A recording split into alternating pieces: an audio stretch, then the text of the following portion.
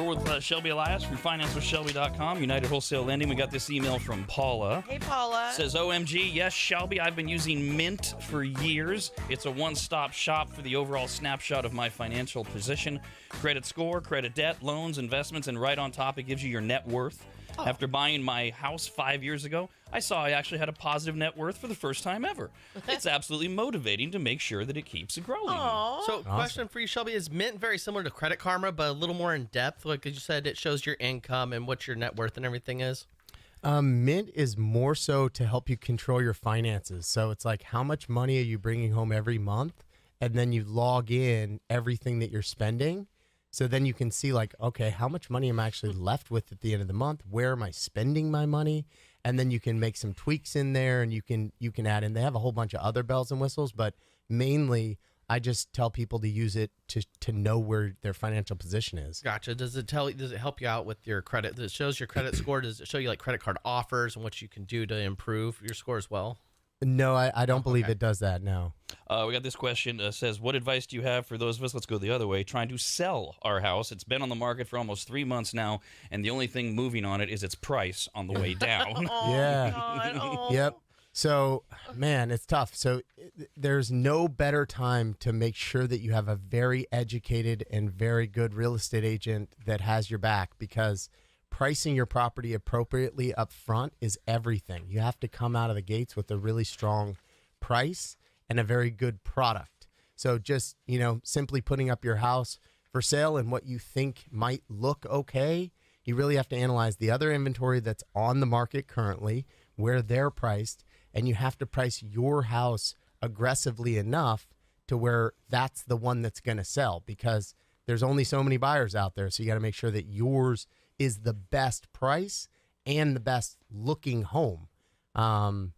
So pricing is very important. If you already had it listed, maybe what I would recommend is take it off the market, restage it, make it look really good. Make sure that when you put it back on there, the price is where it needs to be.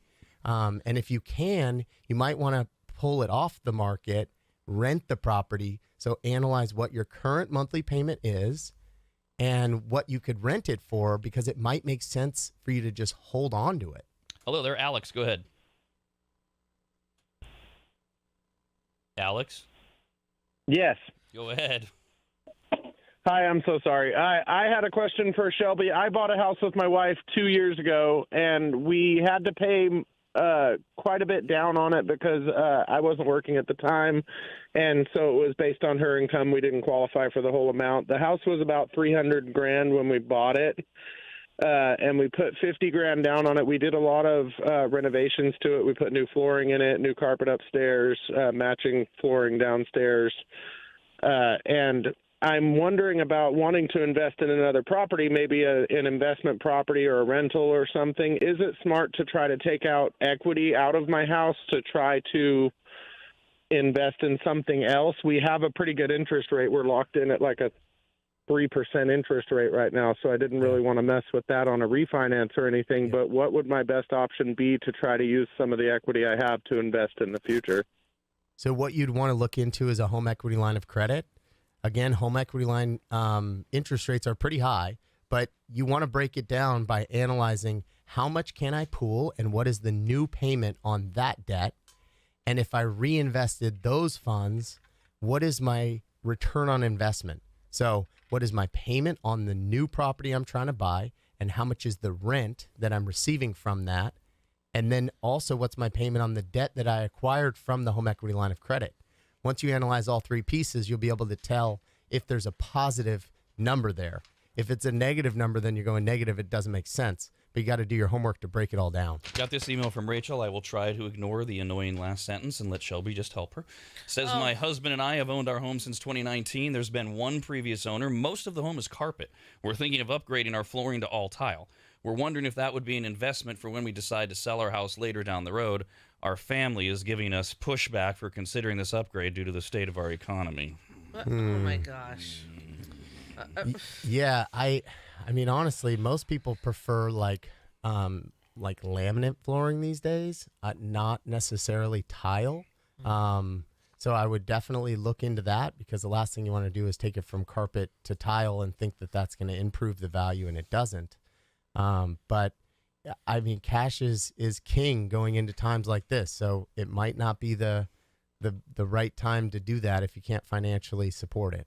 And stop talking to your family about things like that. Then we got this from Macy. Hi, Macy. Shelby was just talking about managing Airbnbs but not needing to be the owner of the home. Can he talk more about that and how to get into doing something like that? Yeah, I post a lot of information about this on my Instagram page, but it's called Airbnb arbitrage.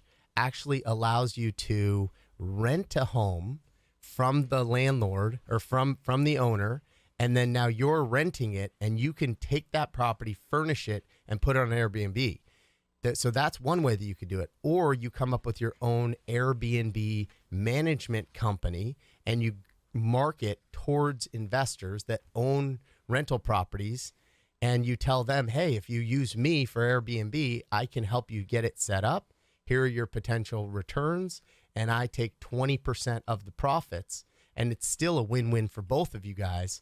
But it's a really good plan. Shelby's endlessly posting stuff on his Instagram page, longer videos, more help, everything he mentions on here. It's Shelby Elias, Elias. Just follow him on Instagram. We all follow each other, so that's another way to get there as well. Hello, Cassandra. Go ahead. Hi. I was just curious. I tuned in about 15 minutes ago and heard you mention something about 10% for first-time home buyers. They're just giving it away. I was wondering if you could elaborate on that. Yeah, this product is called the Equity Builder Program, and it's for first-time home buyers.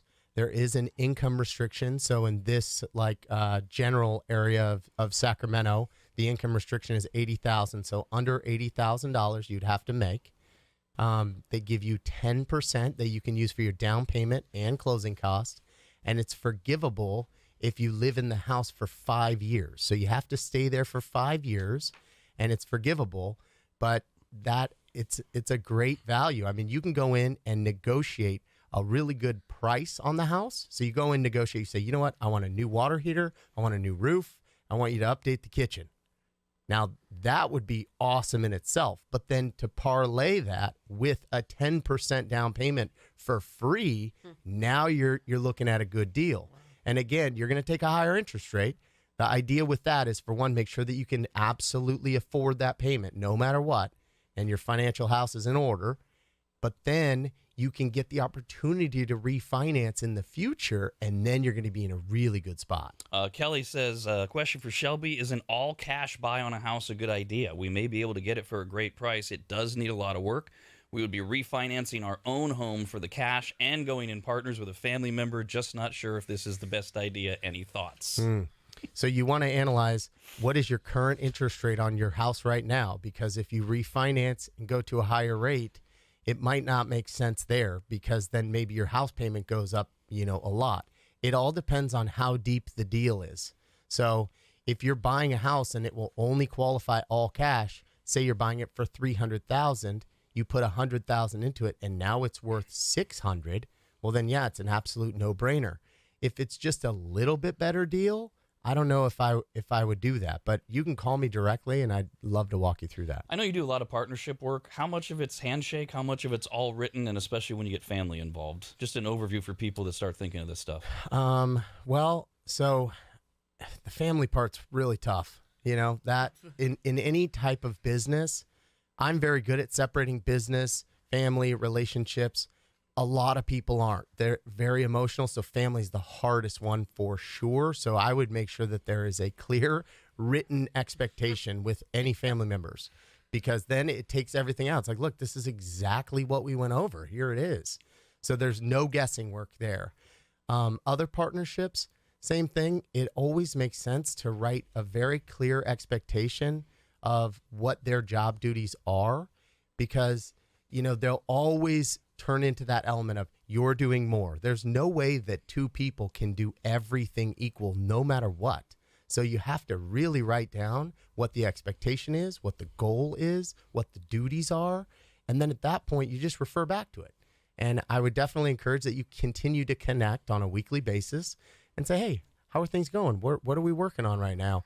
And, but I do love partnerships. I have a ton of partnerships. I have partnerships with people that I don't even really know that well.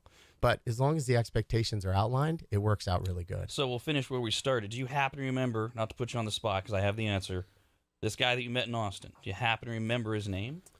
Oh, man. Do you know it if you heard it? Yeah, absolutely. Andrew? Yeah, I was going to say Adam. Hey, you had the A. Scott wrote in. Does that look familiar? Oh, yeah. Okay. It says he sent a picture of Shelby and Andrew in Austin. By the way, I love the so on brand Louis Vuitton hoodie that you're wearing. You are so stylish. He says Drew is originally from El Dorado Hills. I introduced him to Rad Radio before his family moved to Utah. So there it is. That's great. Full circle. Love it. Thanks so much for being here. Anything we forgot before I let you go? Yeah, I mean, just like he shared that, right? He shared that information with somebody else, and it improved their life. People ask me all the time, hey, Shelby, how can I help you? And, honestly, the thing that you can do is, for one, follow me on Instagram because I'm putting out every single thing that I've learned and teaching you exactly how to do it. But Instagram rewards people that share the info. So if you share the content that I post up, and the faster the better, because the faster that a post gets shared on Instagram or saved or shared with a friend, then it starts to show it to more people. And that's the mission that I'm on. We want to help as many people as possible become financially literate and to make smart decisions. And the only way that we can do that is by sharing. So if you could share, that would mean the world to me. He's on Instagram at Shelby Elias, Elias for the last name, financewithshelby.com, and from United Wholesale Lending. Thanks a lot for being here. As Thank always. you, guys.